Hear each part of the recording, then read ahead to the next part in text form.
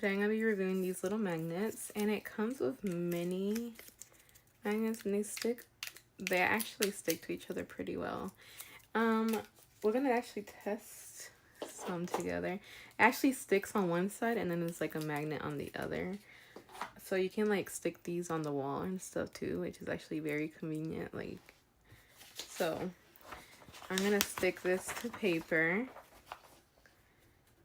And then I'm gonna see how strong the hold is.